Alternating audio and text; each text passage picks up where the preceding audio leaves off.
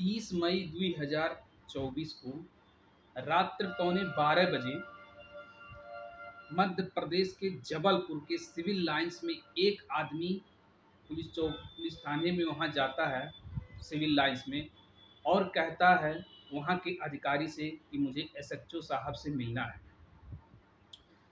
जब उस आदमी को वहाँ के कर्मचारी एम्प्लॉय देखते हैं तो वो दंग रह जाते हैं, क्योंकि वो आदमी जो था वो अपने चेहरे पर कपड़ा ढका हुआ था, यानी उसका चेहरा जो था पूरी तरह से ढका हुआ था, बंधा हुआ था। पहले तो एम्प्लॉय कहते हैं वहाँ के कि आप चेहरा खोल के दिखाइए, फिर हम आपको एसएचओ साहब से मिलवाते हैं। वो इधर की उधर की बातें करता था, लेकिन अपनी बातों को वह नकार न पाया और चेहरे को खोला और एसएचओ साहब के पास गया। चेहरे को जब खोला, एसएचओ साहब के पास जब पहुंचा तो एसएचओ साहब से कहता है कि सर मैं मुकुल हूँ, सर मैं मुकुल हूँ, जिसको जबलपुर जबलपुर की पुलिस पिछले 75 दिनों से तलाश कर रही है, वो मुकुल मैं हूँ। जब वो इस तरह की बात करता है तो पता चलता है कि, और एसएचओ साहब देखते हैं उसको, दंग रह जाते हैं कि एक अपराधी अपराध करके थाने में आके यहाँ इस तरह की बात करता है। तो उस पूरी घटना को जानने का प्रयास करते हैं एसएचओ साहब। नमस्कार दोस्तों, आप सभी लोगों का हमारे यूट्यूब चैनल में स्वागत एवं अभिनंदन है। आशा करता हूं कि आप सभी लोग जहां भी कहीं होंगे स्वस्थ एवं सुरक्षित होंगे। आज की सच्ची घटना है मध्य प्रदेश का। वहां एक घटना घटित होती है जिसको आप सुनेंगे तो वास्तव में कहेंगे कि आज के दरमियान में इंसानियत, मानवता, रिश्ता कुछ रह ही नहीं गया है इस घटना को सुनने के बाद में। बात 15 मार्च 2024 को एक ही परिवार में 3 सदस्य होते हैं। राजकुमार, उनका पुत्र तनिष्क और उनकी पुत्री काव्या घर में कुछ काम कर रहे थे। अचानक घर के पिछले दरवाजे से वही मुकुल नाम का लड़का आता है और राजकुमार के ऊपर कुछ धारदार हथियार लिया था, जिससे उनके ऊपर ताबड़तोड़ वार करता है, जिससे वो ऑन द स्पॉट गिर जाते हैं और छटपटा रहे थे। छटपटाते समय उनका लड़का जो तनिष्क था वो भी वहाँ पहुँच जाता है। पहुँचने के बाद जब वो देखता है तो वो मुकुल के पैरों में जाके गिर पड़ता है, कि कहता है मेरे पिताजी को छोड़ दीजिए। लेकिन वो मुकुल मानने वाला कहाँ था। मुकुल ने तनिष्क को भी वहीं मारा और उनके पिता राजकुमार को भी मार दिया और उनकी हड्डियों को बहुत ही बुरी तरह से चकनाचूर कर दिया था, जो भी उसके पास धारदार हथियार लेके वह पिछले वाले दरवाजे से उनके मकान में एंट्री किया था। अब बचती है उनके परिवार में उनकी पुत्री काव्या।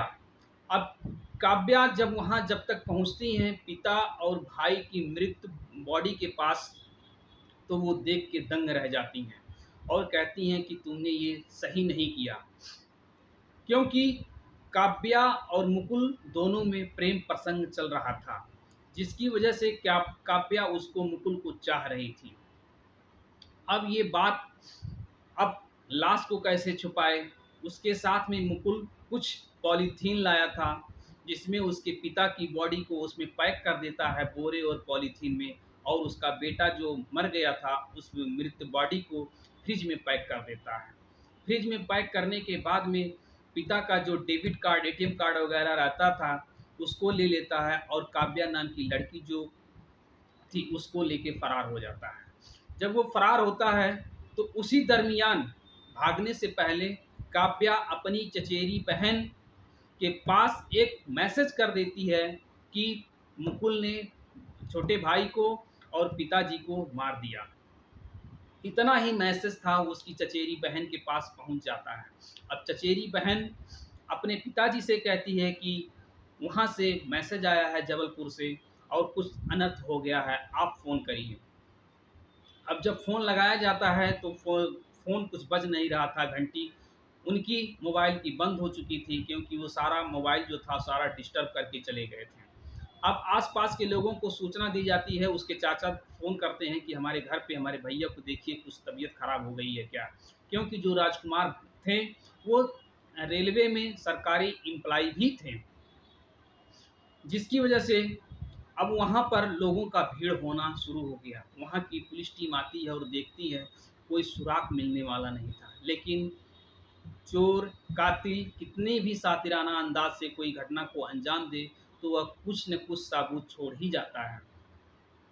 अब जब पुलिस पहुंचती है तो उसके सारे फॉरेंसिक टीम पहुंचती है, तो जांच पड़ताल करती है, तो कुछ मिलता नहीं है। अब लेकिन ये खोजा जाता है कि एक परिवार में कितने सदस्य थे, तो ये पता चलता है कि इस परिवार में 3 ही सदस्य थे, 2 सदस्यों की मृत्यु हो चुकी है और एक सदस्य जो थी काव्या, वो कहीं फरार है। अब काव्या की तलाश की जा रही थी। अब काव्या जो था वो मुकुल नाम के लड़के के साथ, जो उसका प्रेमी था, उसके साथ फरार हो चुकी थी।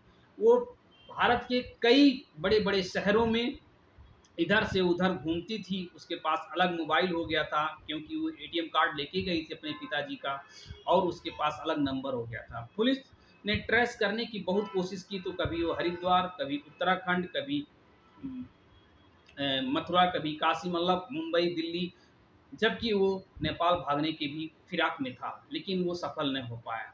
वो टहलते घूमते इस घटना को अंजाम देकर उत्तराखंड में पहुंच जाता है। जब उत्तराखंड में वह पहुंचता है तो पता चलता है उसके पास की जो भी एटीएम में पैसे थे, सारे पैसे ख़त्म हो जाते हैं, और पैसे ख़त्म होने की वजह से वह एक वहाँ का कोई मंदिर होता है, वहाँ मंदिर में जाता है, और टहलते घूमते वो भंडारा खाने के चक्कर में था कि यहाँ भंडारा खा लिया जाए 2-4 दिन, इसके बाद में यहाँ से निकला जाए। लेकिन वहाँ के जो समिति के जो पुजारी, जो प्रबंधक होते हैं, उनकी नज़र पड़ जाती है उस दोनों जोड़ी पर, प्रेमी और प्रेमिका पर, काव्या और मुकुल पर। क्योंकि काव्या नाम की जो लड़की थी वो बहुत दिखने में बहुत ही खूबसूरत थी। जब उसकी नज़र उस पे पड़ती है तो वहाँ के जो प्रबंधक होते हैं उस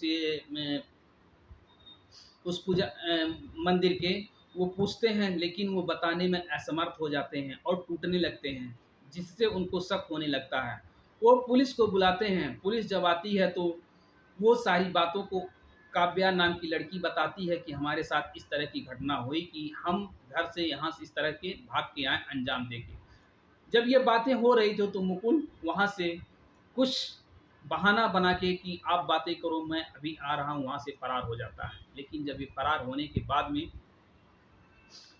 काव्या आती है घर पे, उसको लाया जाता है, सारी बातों को पूछा जाता है, तो काव्या ने जितना जुर्म कबूल किया कि हाँ, हमारे साथ मुकुल नाम का लड़का जो हमारा प्रेमी था, वही ने इस घटना को अंजाम दिया।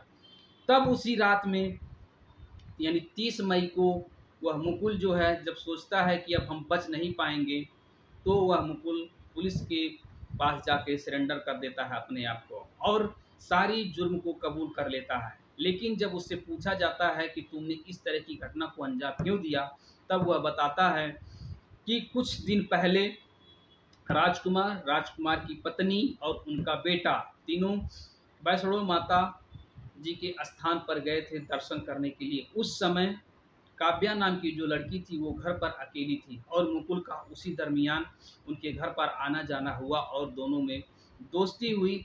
दोस्ती कब प्यार में बदल गई ये समझ नहीं पाए।